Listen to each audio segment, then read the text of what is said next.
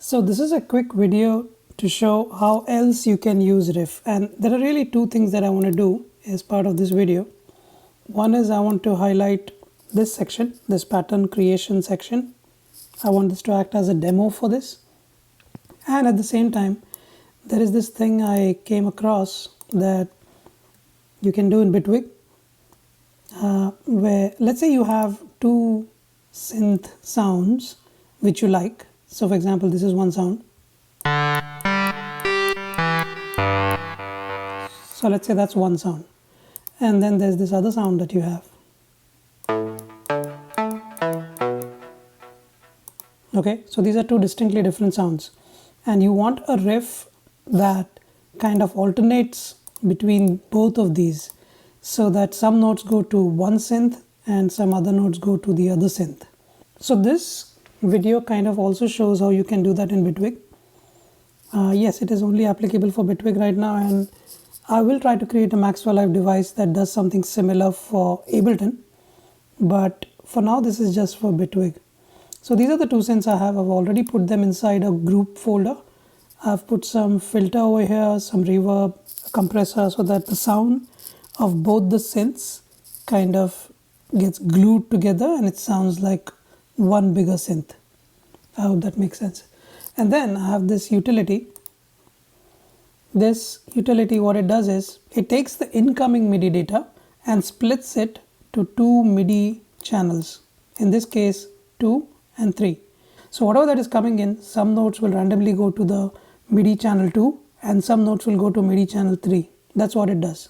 I'll paste a link for this device in the description section so that you can use it as is, but it's not such a big deal. It's very easy to create, as you can see. And then I have one of these synths. From these two synths, this one takes channel 2 as its input and the second one takes channel 3. So this way, this device, when it sends information to channel 2, this instance of Serum plays through. Maybe I can call this Serum channel 2 and this one as Serum channel 3. Okay, I hope that makes sense. So this splitter, so to speak, is taking in the MIDI data and randomly sending it to channel 2 or channel 3. So it just sends the gate signal like this. The MIDI information, the note information goes to both the channels at all times. Just the gate signal is kind of splitted like this. And now I want to use the Riff plugin so that I can drive this splitter channels so that it can send MIDI data randomly to 2 or 3. I'm in the key of A, so I'll start with maybe just a Phrygian. Then I'll send it over here first. So I've created a riff using the counterpoint style because that works best with 16 notes, and I've just placed it on one of the channels. So if I play it out,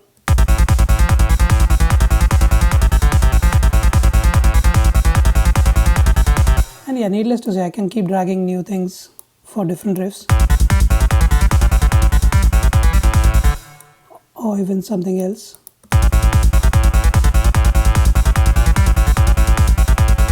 So right now I'm just playing through one of the channels, through one of the Serum instances. If I move it to the other one, it sounds like this.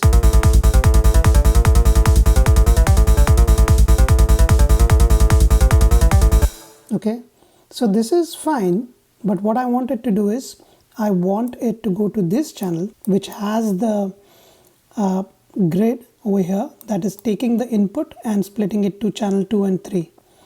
So once it goes to this channel and then I play it out, it randomly is going to send notes to channel 2 versus channel 3, and this is how it sounds.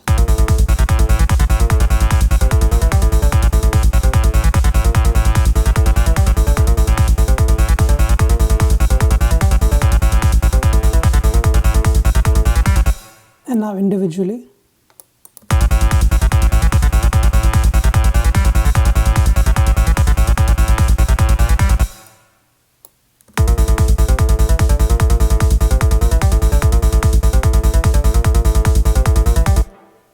now all together again.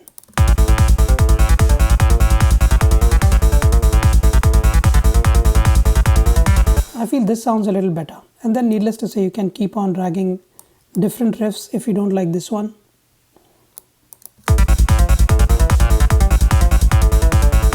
Another thing you can do is you can take 8 notes as the note length and use syncopated as the style.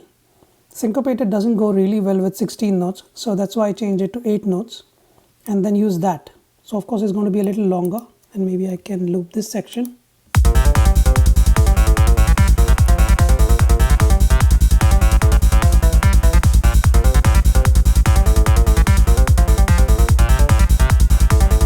And obviously I can keep dragging new clips like this.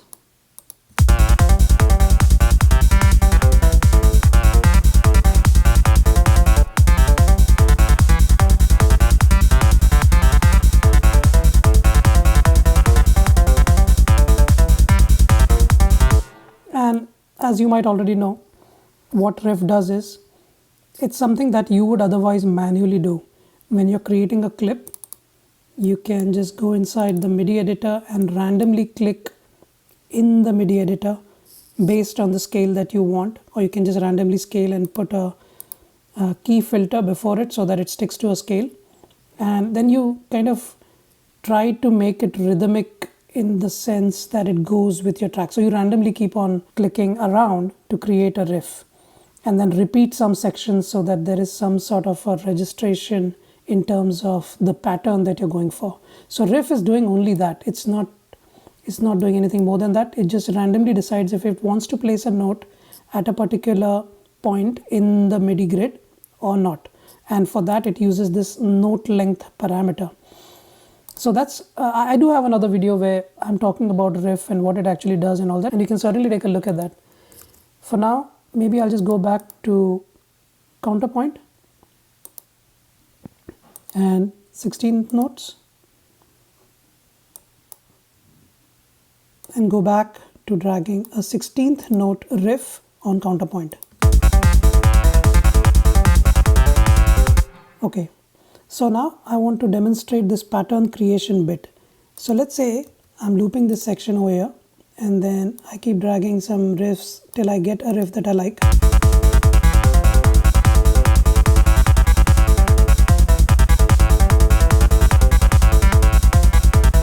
Okay, so let's say that I like this particular riff that it has generated.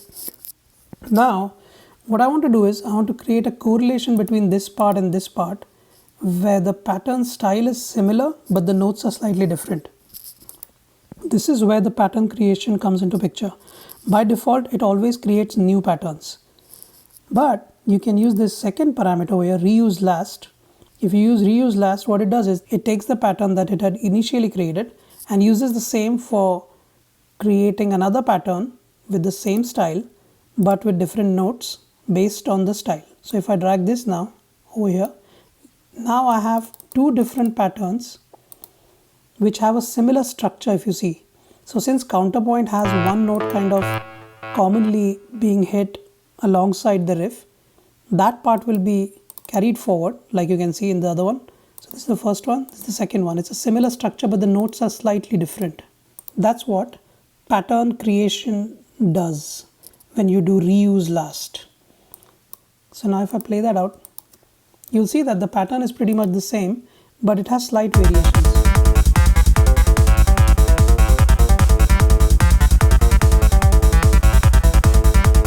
And I can keep doing this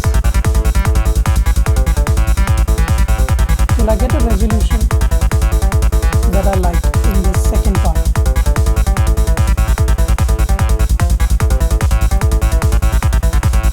And then if I don't like any of it, I can go back to create new, drag a new pattern over here like this. So let's say I like this pattern. Now I'm going to go back to reuse last and use that for the second part of this segment.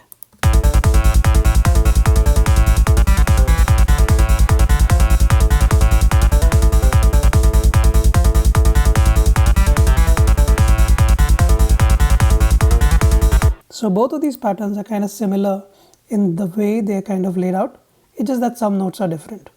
And then you can take it one step further.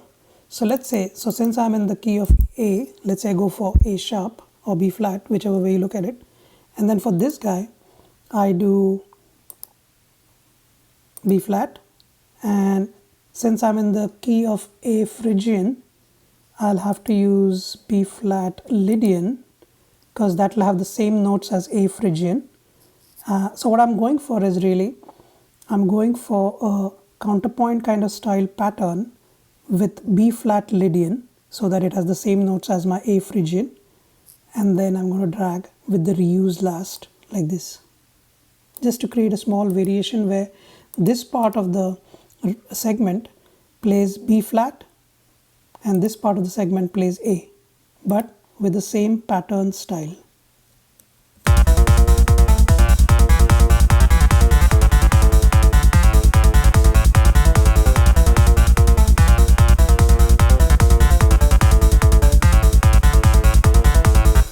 Right? And then I can keep doing this. So let's say I go back to create new, so that I have a different kind of a pattern, and then I drag over here like this, because this one is B flat. And let's hear that for a bit. Okay, I don't like it too much. I'll just take another one. I don't like this either.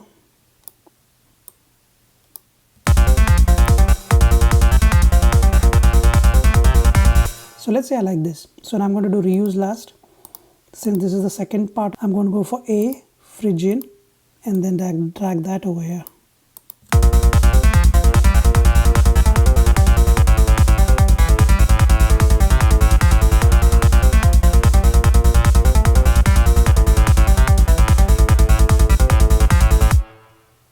Yeah, so I hope that made sense, and there are some more features as well. I'll make some other videos to kind of highlight those as well.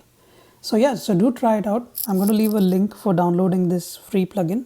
You can use it, try it out, let me know how it goes. Cheers.